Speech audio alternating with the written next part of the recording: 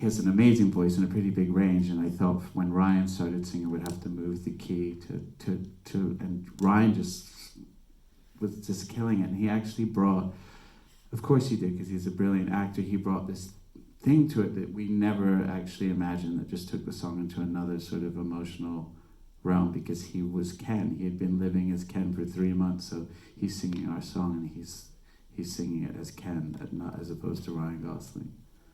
I love that.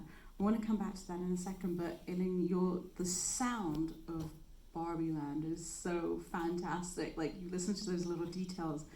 Give us the nitty gritty of, like, you know, some fun things that you did in building the soundscape of that. Oh, cool. Thank you.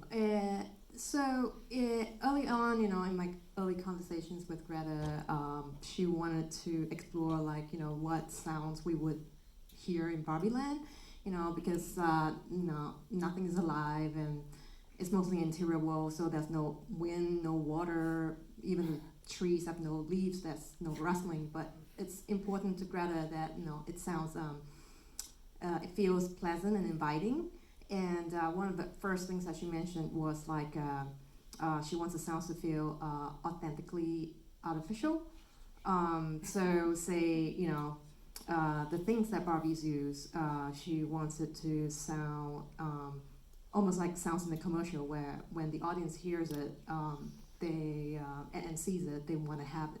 So say when Barbie opens the fridge at the dream house, we added like a female exhale sound, like a kind of like a sound that someone may make after drinking a glass of cola, just so that we can give it a feeling of like cool air wafting out. Just like thinking of like non-literal approaches to the sounds in Barbie Land, and say, you know, since nothing is alive, so some of the bird chirps that you hear in the film, a lot of them, they are not recordings of real birds. They are like mimicked by us blowing to those water-filled clay whistles that would then emulate like a bird chirp sound that's kind of like those bluebird calls in Snow White, those classic Disney films. And or no, we may also record ourselves like whistle, and we just added them and pitch them around just to have that feeling. And you know, to give it a touch of playfulness, you know, we kind of added also like a vocal performed sounds throughout Barbie Land.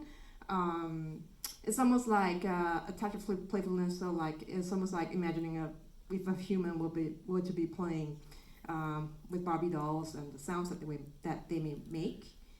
For example, like when Alan he's fighting with the construction cans. The kicks and punches, we kind of layered it with some beatboxer vocals.